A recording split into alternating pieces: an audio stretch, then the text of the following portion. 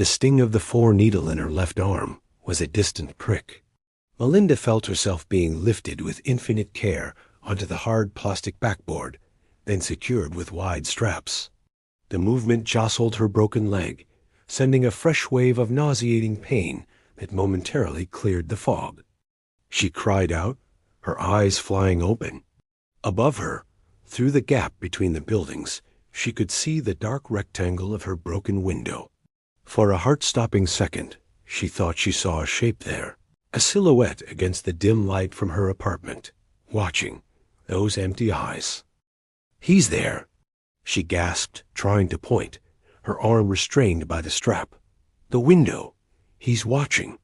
Officer Vega and Miller snapped their lights and weapons upwards instantly. The beams cut through the gloom, illuminating the empty window frame. The curtain fluttered. Nothing else moved. Clear. Miller called out after a tense moment, his voice tight. "Probably long gone," Vega muttered, lowering his weapons slightly, but keeping his light trained on the window. "But we'll tear that place apart. Get her moving," he said to the EMTs. As they lifted the stretcher, Melinda's last conscious sight was of the broken window, receding as they carried her towards the swirling lights and the waiting ambulance. The alley light buzzed. The smell of blood and garbage filled her nostrils. The echo of those dead eyes lingered in the dark square of glass. Then, blessed darkness swallowed her whole. Part 7. The White Roar. Consciousness returned in shards of pain and blinding light. The world was a cacophony of mechanical beeps, harsh voices, and the overwhelming stench of antiseptic, a sharp chemical tang that burned Melinda's nostrils and couldn't mask the underlying copper scent of her own blood. She was moving or being moved on a hard surface. Ceiling lights streaked past overhead, fluorescent bars buzzing like trapped insects. Faces, masked and intent, loomed over her. BP 80/40. Tachycardic at 130. Hypovolemic shock secondary to suspected femoral fracture and multiple lacerations. GCS 10. Responsive to pain only ... Get me a type and cross for 6 units, stat. And get ortho down here now. Hands were everywhere. Cutting away the remnants of her underwear, the blood-soaked makeshift bandages the EMTs had applied.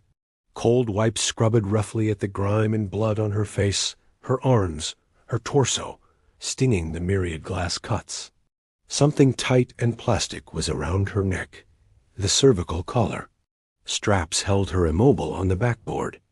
The pain in her leg was a white-hot sun, consuming everything.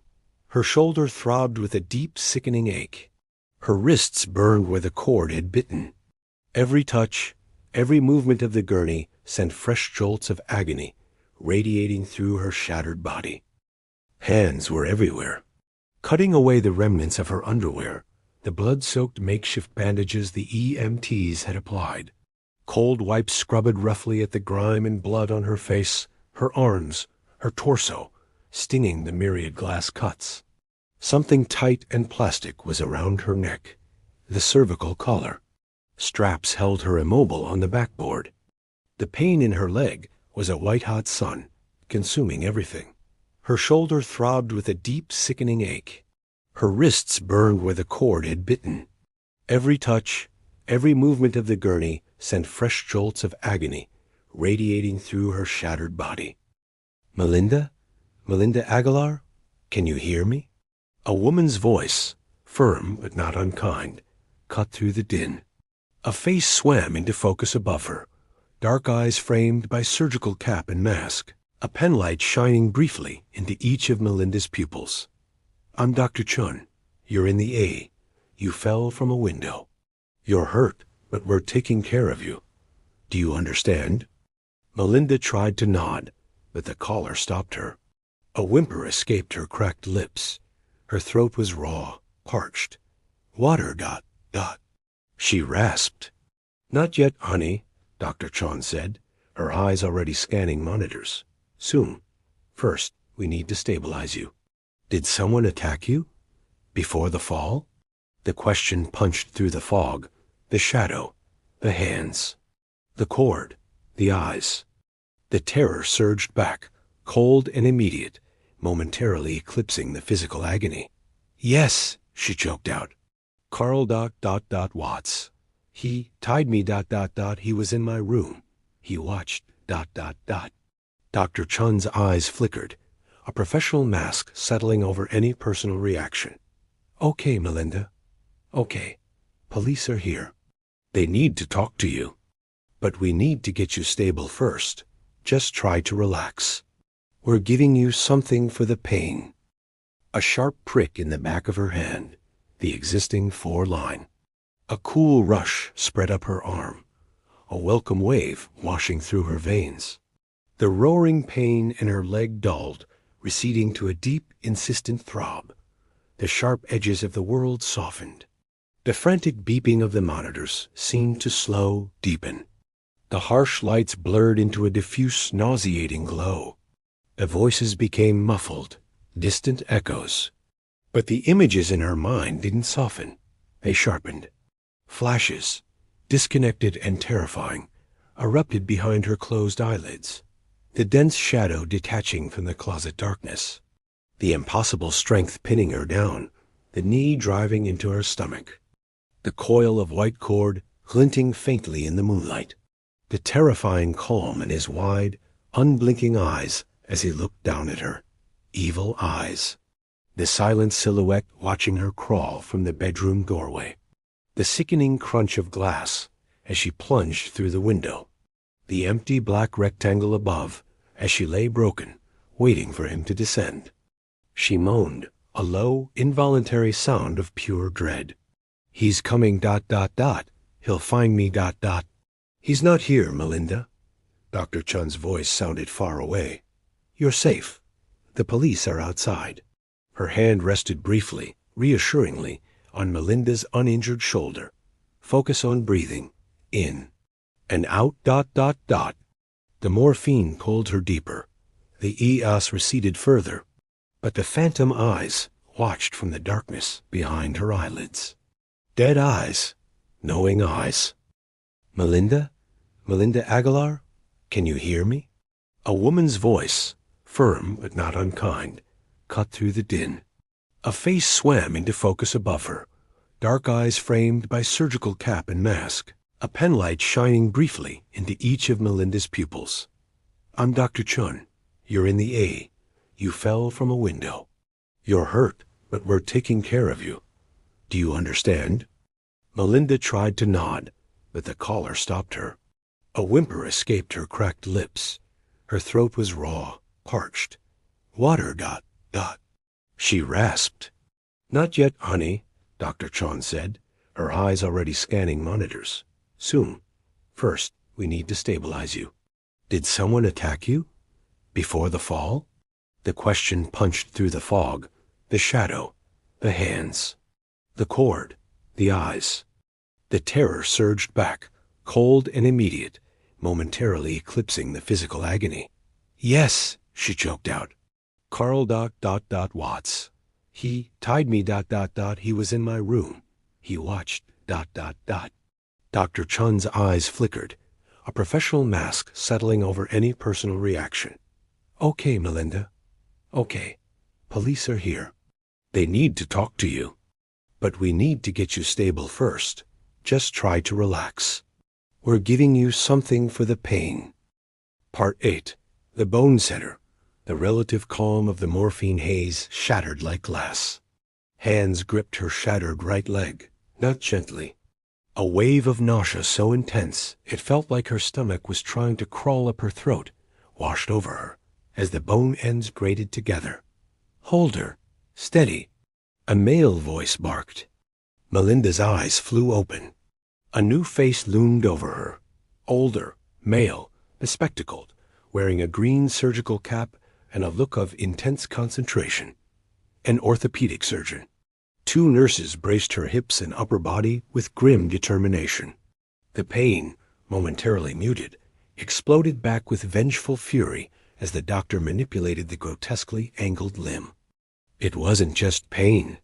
It was a violation, a deep, internal screaming that originated in the marrow.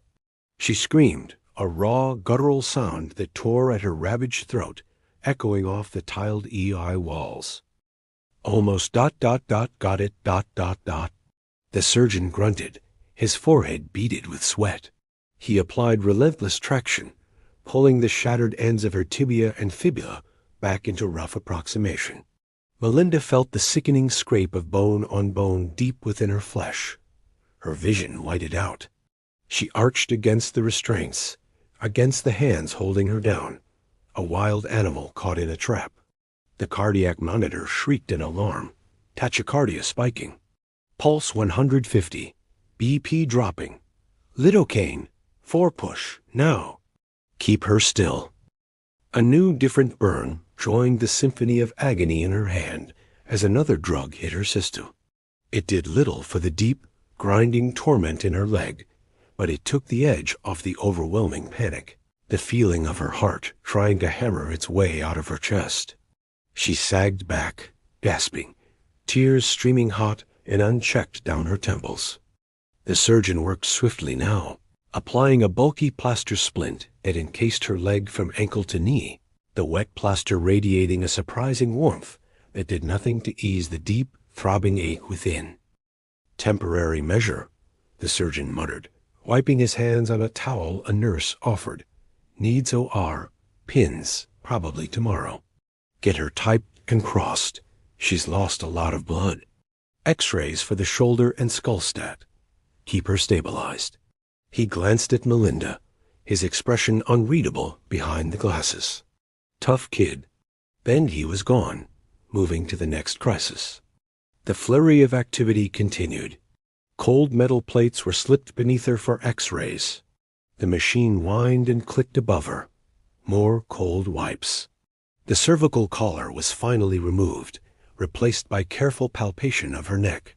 Her left shoulder was prodded, lifted slightly, sending fresh bolts of lightning down her arm. She cried out again, weaker this time, her voice a shredded whisper. Probable anterior dislocation, a resident reported to Dr. Chun, reviewing a freshly developed X-ray on a lightbox nearby. No obvious skull fracture, just that contusion on the chin. Okay, Dr. Chun nodded. Get her up to trauma IQ. Monitor neurostatus closely. Ortho will see her in the morning. Keep her NPO after midnight, and page psych for a consult. Stat. Her gaze lingered on Melinda's tear-streaked, blood-smeared face, the wide, traumatized eyes that kept darting towards the curtained entrance of the trauma bay. And tell the detectives they get 5 minutes. Only if she's alert enough. And I mean 5 minutes. Part 9. The detective's gaze, the relative quiet of the curtained off. Trauma ICU bay was a shock after the ES-controlled chaos. The beeping of the monitors was softer, more rhythmic. The lights were dimmer. But the pain was a constant, deep companion. The leg encased in plaster throbbed relentlessly. Her shoulder screamed with every shallow breath. The myriad cuts stung, and a crushing headache pounded behind her eyes. The morphine drip was a steady trickle now, taking the razor edge off, but leaving the heavy, sickening weight of the agony. And 4 pumped fluids and blood, cold, life-giving intrusion into her vein. She felt hollowed out, scraped raw. Exhaustion warred with a hyper-vigilant terror that made her flinch at every footstep in the corridor, every swish of a curtain. Was he here? Could he get in? The image of those dead eyes watching from her window as she lay broken in the alley would not leave her. They felt imprinted on her soul. The curtain rustled. 2 men entered. Not doctors, detectives. She recognized Officer Vega, looking grim and out of place without his patrol cap, his uniform shirt wrinkled. Beside him stood an older man in a rumpled brown suit that looked slept in. He had a weary face, deep lines etched around his eyes and mouth, dark circles beneath them. His hair was gray at the temples. He held a small, spiral notepad and a cheap ballpoint pen. His eyes, a faded blue, swept over her with an intensity that was different from the doctor's clinical assessment. This was a hunter's gaze, searching for clues in the wreckage. "Melinda?" Vega said, his voice low, respectful. "This is Detective Sergeant Frank Kowalski, homicide. We need to ask you a few questions, if you're up to it. Doctor says just a few minutes." Kowalski didn't smile. He gave a small, curt nod. "Miss Aguilar." His voice was gravelly, like stones grinding together. "We need to find this man. Anything you can tell us? Anything at all." Melinda swallowed, her throat like sandpaper. A nurse adjusted her fore, giving the detectives a warning look. "Water?" Melinda whispered. The nurse held a small plastic cup with a straw to her lips. The cool water was bliss, but swallowing hurt. She took a few small sips. Carl ... Eugene Watts, Melinda rasped, the name feeling dangerous, like summoning a demon. "That's his name. He said it. When he tied me." The memory of his soft, raspy voice sent a fresh tremor through her. He knew my name, too. Kowalski scribbled in his pad. Description? What did he look like? Melinda closed her eyes, trying to push past the pain and the morphine haze. The face loomed in the darkness behind her lids. White, maybe late 20s, 30s. Brown hair ... short. Not tall, but strong, so strong. She shuddered, remembering the impossible pressure pinning her. He wore ... work clothes. Blue shirt, jeans, smelled like cigarettes and oil, grease. She opened her eyes, meeting Kowalski's intense gaze. The memory was crystalline, terrifying. His eyes ... detective. His eyes were ... like stones, black, empty. He just ... watched. He called my eyes ... evil. A fresh tear escaped. He wasn't angry or ... excited. Just ... calm, watching. Kowalski's pen scratched rapidly. Did he have a weapon? Gun? Knife? Melinda frowned, concentrating. The memory was fragmented, blurred by terror. No ... not that I saw. Just his hands. The cord. She remembered the coil. White cord. Light from blinds. He had it ... ready. Did he say anything else? Anything about why? Where he was from? Just she and ... pretty eyes. Evil eyes. That's all. She took another painful sip of water. He ... He was in my room, waiting. Came from the closet, like ... a shadow. The image of him detaching from the darkness sent another wave of cold dread through her. After he tied me ... he got off ... walked out. I thought he left. I crawled ... then. He was back, in the doorway, watching me crawl. Her voice broke. He watched me ... jump. Kowalski exchanged a glance with Vega. It was brief, but Melinda saw it, a flicker of something dark, professional recognition of a predator's behavior. How did he get in, Melinda? Kowalski pressed, his voice softer now, but no less intense. Was the door locked? Window? Door. Locked, she whispered. Chain. On. I checked. She remembered the flickering bulb, the feel of the key. Window ... in the living room. It was closed, latched. The horrifying realization dawned. He ... he must have come in while I was at work. Hid. Waited. Kowalski nodded slowly, jotting more notes. Okay, Melinda. You're doing great. Just a couple more. Did you know him? Had you seen him before? The ... handyman, she breathed. Last week ... Mrs. Garza. Down the hall ... leaky faucet. He fixed it. Carl, quiet, polite, didn't look at me much. The contrast between the shy handyman and the silent monster in her room was grotesque, incomprehensible, seemed Harmless. Kowalski's jaw tightened almost imperceptibly. Harmless, he repeated, the word flat, heavy with implication. He flipped back a page in his notebook. You said he moved to Texas. From where? Did he say? Melinda frowned, pushing through the fog. Had he? She wasn't sure. Something tickled her memory.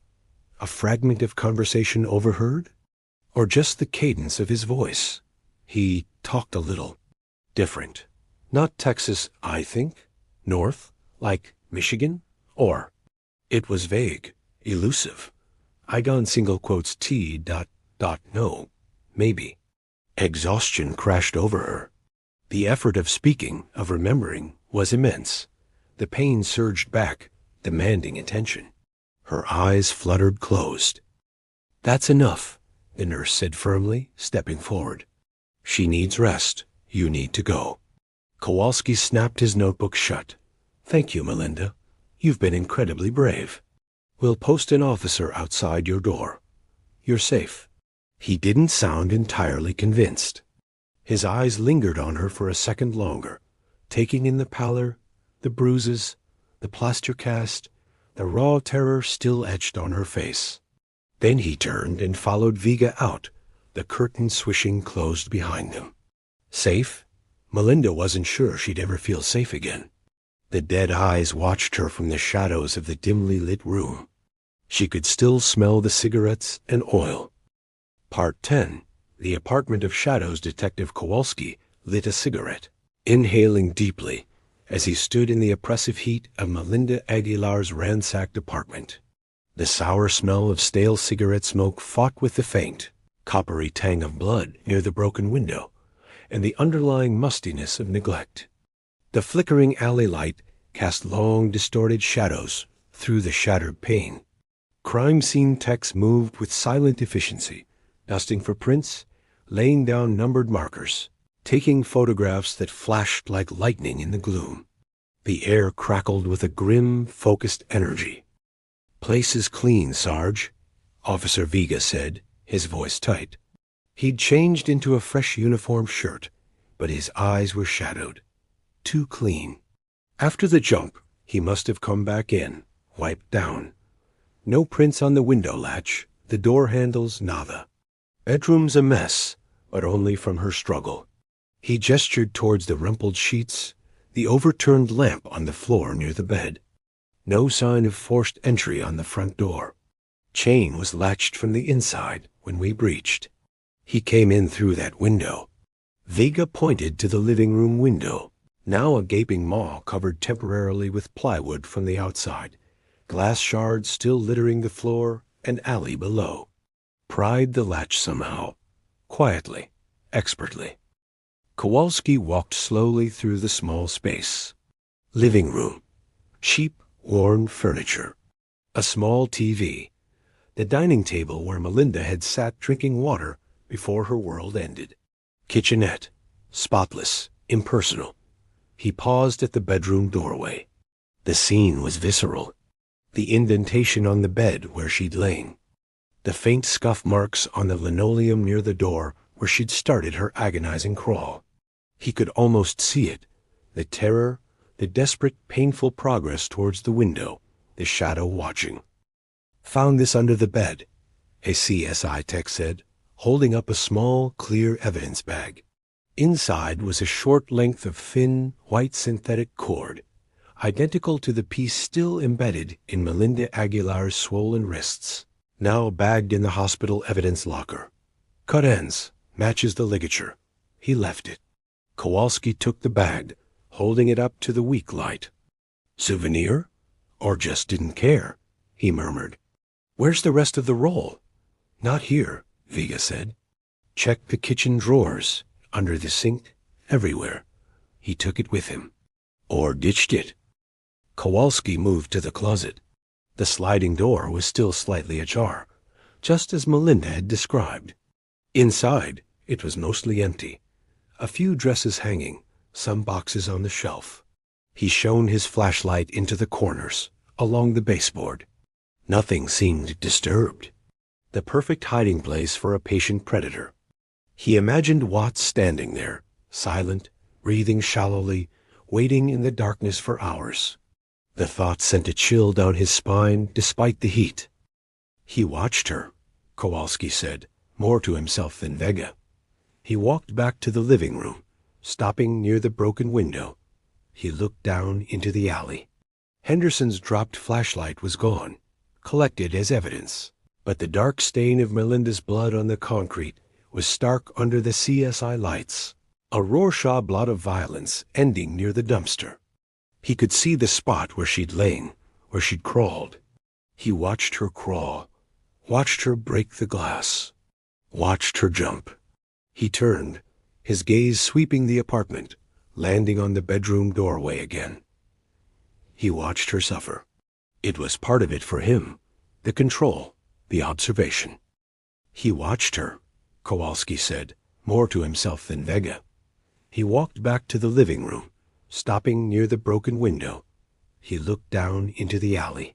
Henderson's dropped flashlight was gone, collected as evidence, but the dark stain of Melinda's blood on the concrete was stark under the CSI lights, a Rorschach blot of violence ending near the dumpster.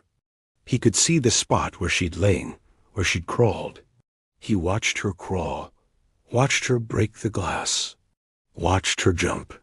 He turned, his gaze sweeping the apartment, landing on the bedroom doorway again. He watched her suffer. It was part of it for him, the control, the observation.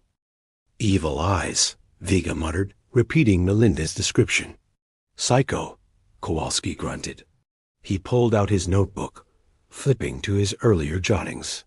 Carl Eugene Watts. She said he mentioned Michigan. He looked at Vega. Run the name. Local, state, NCIC, priority 1. See if he's got a sheet, anything. Parking tickets, jaywalking, I don't care. On it, Vega said, pulling out his own notebook. And check with Henderson again, Kowalski added.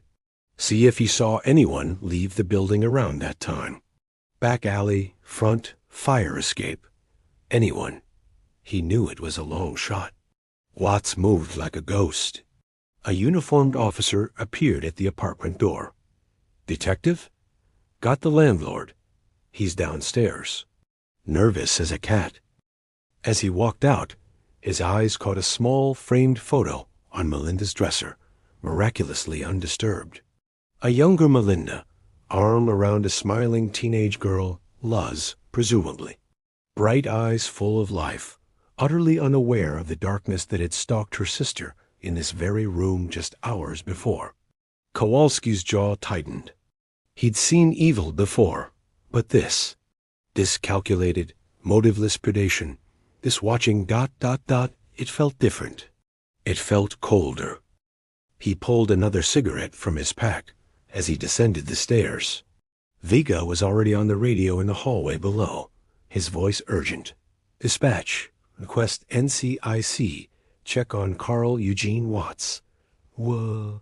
ITE. Male. Approximate age 30. Possible Michigan connection. Consider armed and extremely dangerous. Associated with attempted homicide and aggravated assault at 1427 Elm. Victim in critical condition. Kowalski lit the cigarette, inhaling the acrid smoke. Michigan. The name rang a faint, discordant bell in the back of his mind, buried under years of case files. Detroit. Cold cases. A ghost story whispered between detectives over bad coffee. No pattern, no motive, just dead women. He shook his head, dismissing it. Coincidence. Had to be. But the image of those dead eyes, described by a broken girl 2,000 miles away, wouldn't leave him. He looked up the dim stairwell towards Melinda's violated apartment. The hunt had just begun, and the trail was colder than the killer's gaze.